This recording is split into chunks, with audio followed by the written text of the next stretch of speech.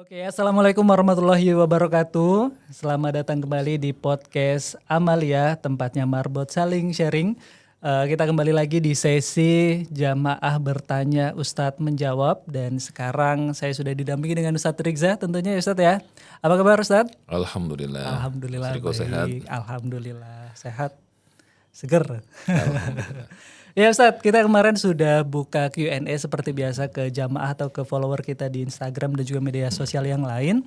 Sudah terkumpul 3 pertanyaan nih Ustadz untuk kita bahas di sesi kita hari ini ya. Mungkin kita langsung saja Ustadz ke pertanyaan yang pertama, itu adalah apa salah seorang anak melawan orang tua yang udah zalim ke anaknya sendiri? Nah, gimana tuh Ustadz? Silakan Ustadz. Iya. Bismillahirrahmanirrahim. Jadi yang pertama, orang tua wajib mendidik anak dengan pendidikan yang baik. Ya. Dan orang tua itu wajib memberikan nafkah yang baik juga kepada anak-anaknya, sehingga orang tua tidak boleh zalim kepada anaknya. Jadi udah satu hal yang salah ya ketika orang tua itu dia berbuat zalim kepada anaknya. Nah, misalnya tidak memberikan nafkah dengan baik, atau memberikan pendidikan tapi pendidikan yang salah, tidak sesuai dengan agama gitu. Alih-alih menyuruh taat tetapi justru menyuruh kepada maksiat. Itu satu. Yang kedua, anak pun juga tidak boleh berbuat zalim kepada orang tua dalam kondisi yang normal ya, secara umum. Kenapa? Karena justru perintah berbakti kepada orang tua itu adalah perintah pertama Allah setelah menyembah kepada Allah. Ya, Allah berfirman, wa qada rabbuka alla ta'budu illa iyyahu wa bil walidaini ihsana. Jadi Tuhanmu telah menetapkan agar kalian tidak menyembah kecuali hanya kepadanya dan harus berbuat baik kepada kedua orang tua. Jadi berbuat baik kepada kedua orang tua itu luar biasa. Setelah Allah memerintahkan kita untuk mentauhidkan Allah, Allah memerintahkan kita untuk berbakti pada orang tua. Jadi zalim kepada orang tua juga tidak boleh. Nah, bagaimana ketika orang tua misalnya berlaku zalim kepada anaknya? Bolehkah anak membalas kezaliman orang tuanya dengan kezaliman juga? Jawabannya tidak boleh. Ya, anak tetap harus berbakti. Dia harus mengingatkan perbuatan zalim orang tuanya itu dengan cara yang baik. Diingatkan dengan cara yang baik, didoakan dengan cara yang baik, kemudian dikasih nasihat dengan cara yang baik. Insya Allah akan berikan jalan kebaikan bagi keduanya. Wallahu a'lam. Berarti dalam proses itu untuk nasihat si anak harus bersabar dengan keadaan gitu mungkin ya Ustadz. Betul. Dia harus bersabar dan harus sering-sering berdoa kepada Allah dan juga harus sering-sering memberikan kata-kata bijak kepada kedua orang tuanya. Kalau orang tuanya memang berlaku zalim, kan kita khawatir nih kadang-kadang kalau ada 2 orang yang berselisih, kita harus mendengar informasi dari keduanya nih. Iya. Nanti jangan-jangan salah persepsi saja gitu. Jadi intinya tidak boleh orang tua menzalimi anak, apalagi anak menzalimi orang tua. Kalau ada sesuatu yang tidak disukai oleh anak terkait dengan perilaku orang tuanya, maka doakan, luruskan dengan baik, sabar, dan niatkan itu semua untuk ibadah kepada Allah. Maka setiap goresan hati misalnya, yang ucapan orang tua yang melukai hatinya dan dia bersabar, maka goresan itu akan menjadi tinta emas pahala di sisi Allah Subhanahu wa taala. Saya agak dalemin sedikit nih Ustadz. Ya. Misal dalam situasi tersebut gitu ya, terus ternyata orang tua itu muncul kata-kata yang khawatirnya menjadi doa gitu untuk si anak-anak, dan kata-katanya kata-kata yang kurang baik gitu. Nah, gimana Ustadz? Iya. Jadi tidak semua kata-kata yang dilontarkan orang tua kepada anaknya itu kemudian menjadi doa. Apalagi kalau orang tuanya, maaf ya, bukan orang yang mengajarkan dan mendidik anak dengan baik. Ya. Misalnya memang orang tuanya ahli maksiat, kemudian dia memang ingin anaknya juga berbuat dosa juga gitu. Dan kemudian karena anaknya tidak mau, orang tuanya dalam tanda kutip nyumpahin anaknya gitu. Maka nggak usah dipedulikan oleh anaknya, bahkan dia sabar saja, ya Allah ampuni dosa kedua orang tua saya, maka itu insya Allah lebih baik. Berarti sabar dan terus berdoa kepada Allah ya Betul. Ustadz ya. Baik Ustadz, kita lanjut untuk ke pertanyaan yang kedua nih dari jamaah ya. Tips supaya bisa konsisten memurojaah Al-Quran. Nah, ini masalah besar. Insya Allah bukan masalah besar ya, tetapi bagi sebagian orang memang istiqomah itu menjadi problem. Jadi kuncinya memang satu, istiqomah gitu. Yang pertama kita buat target ya. targetnya misalnya murojaah pada subuh, ya, kemudian pada maghrib, kemudian sebelum tidur, misalnya 3 waktu itu. Disesuaikanlah, ada juga yang waktu duha dan seterusnya. Kita bikin jadwal, setelah itu jadwalnya kita tulis. Bahkan kalau bisa kita tempel tuh di dinding kamar atau di dinding rumah, ya, atau di mana saja. Kita reminder juga di handphone kita, misalnya di smartphone kita.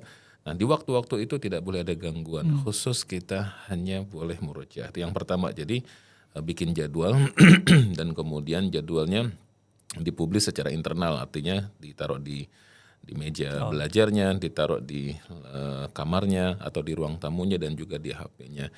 Dan kemudian yang kedua adalah bikin konsep namanya muaqabah. Muaqabah itu artinya adalah kalau kita melanggar komitmen kita harus ada sanksi yang kita berikan untuk diri kita. Misalnya kalau umpamanya kita terlewat murojaah di waktu maghrib, maka berarti nanti pada isyanya atau menjelang tidurnya kita harus murojaahnya double. Atau dengan konsep yang lain, misalnya kalau tidak bisa murojaah pada maghrib misalnya, padahal itu sudah ada jadwalnya dan tidak ada hal-hal yang urgent, maka kita harus berinfak sekian ribu rupiah atau sekian puluh ribu rupiah.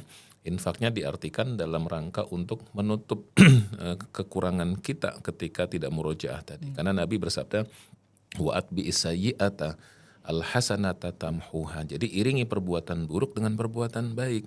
Misalnya perbuatan baik itu akan menghapuskan dosa perbuatan buruk. Meninggalkan jadwal yang sudah kita jadwalkan, apalagi untuk murojaah, kita khawatir itu dicatat buruk oleh malaikat. Oleh karena itu kita tutup dengan amal soleh yang lainnya. Nah, yang ketiga banyak doa gitu ya. Doa kepada Allah supaya kita istiqomah, supaya hafalan kita menjadi hafalan yang mutkin dan juga bukan sekedar baik buat kita, tapi buat umat dan masyarakat. Allahu a'lam. Ya, berarti bikin jadwal konsisten gitu ya, dan ada metode, misalnya ada hukuman atau diikuti dengan kebaikan, dan yang terakhir berdoa tadi Ustaz agar konsisten dalam memurojaah. Nah, yang pertanyaan ketiga itu terakhir nih Ustaz, apa hukumnya menunda haid ketika akan melaksanakan ibadah haji ataupun umroh? Ya, hukum asal menunda haid itu kalau tidak ada hajat tidak boleh. Ya, tetapi ketika dia ada hajat, ya seperti melaksanakan ibadah haji dan umroh, yang haji khususnya waktu antrinya panjang, biayanya sangat mahal gitu, tempatnya di sana sangat terbatas. Umroh pun juga walaupun tidak sepanjang haji, tetapi juga biayanya tidak bisa dikatakan kecil, itu cukup besar. Dan rata-rata waktu perjalanan umroh masyarakat kita ke Tanah Suci itu rata-rata 9 hari. Itu dikurangi 2 hari perjalanan. Jadi kurang lebih di sana antara 7,5 sampai 8 hari. Nah, waktu yang sangat sempit itu kadang-kadang bertepatan dengan sebagian muslimah yang ketika sampai di Tanah Suci dia berhalangan. Maka yang pertama adalah kalau bisa bagi seorang muslimah ketika akan umroh khususnya, itu sesuaikan jadwal. Kapan jadwal haidnya gitu. Kalau jadwalnya teraturnya lebih mudah. Tapi kalau jadwalnya tidak teratur mungkin agak sedikit repot. Tapi usahakan yang pertama cari jadwal yang sesuai dengan waktu haidnya. Kalau tidak memungkinkan susah Ustadz, karena waktu cuti terbatas, waktu libur juga terbatas. Dan mau tidak mau kita harus berangkat di tanggal itu, dan kita tahu bahwa tanggal itu nanti akan haid gitu, akan keluar darah haidnya. Maka konsultasi ke dokter. Ulama mengatakan bahwa boleh hukumnya. Ini ulama setahu saya sepakat ya. Setahu saya ulama sepakat di Timur Tengah, di tanah air juga sepakat. Termasuk fatwa Majelis Ulama Indonesia juga ada, bahwa hukum menunda haid karena ingin melaksanakan ibadah haji dan umroh karena hajat, bahkan juga darurat gitu. Itu hukumnya boleh. Tapi konsultasikan dengan yang ahlinya, yaitu para dokternya. Jangan kita sendiri gitu ya. Karena itu ada waktu-waktunya. Misalnya beberapa hari sebelum jadwal haid kita sudah harus minum tuh bagi muslimah, supaya apa, nanti 90 sekian persen itu bisa tertunda haidnya. Tapi kalau kita tidak rutin dan tidak konsultasi dokter, khawatirnya juga percuma minum obat itu tapi tidak bisa. Nah, sebenarnya ada cara yang ketiga ya. Kalau cara yang kedua itu kita, saya khawatir Ustadz kalau meminum pil haid, penunda haid dan seterusnya, walaupun itu boleh menurut para ulama, ada cara yang ketiga tapi susah dan berat. Jadi kita tetap berangkat, dan begitu kita haid ya kita tidak melakukan apapun. Artinya muslimah yang kemudian dia haid, misalnya dia ihram di pesawat, kemudian dia di pesawat dia haid, dia tetap ihram. Tetapi dia tidak boleh ikut tawaf, sa'i sampai nanti haidnya selesai. Nah ini kan waktunya sempit sekali gitu, sangat sangat susah. Tapi kalaupun misalnya dia bisa begitu, itu waktu di tanah sucinya cukup panjang, boleh juga dia begitu. Nanti begitu sudah bersih, baru kemudian dia tawaf, kemudian dia sa'i dan kemudian dia tahalul. Tapi beratnya di mana? Selama dia belum menunaikan tawaf, sa'i dan tahalul, dia masih terkena larangan-larangan ihram.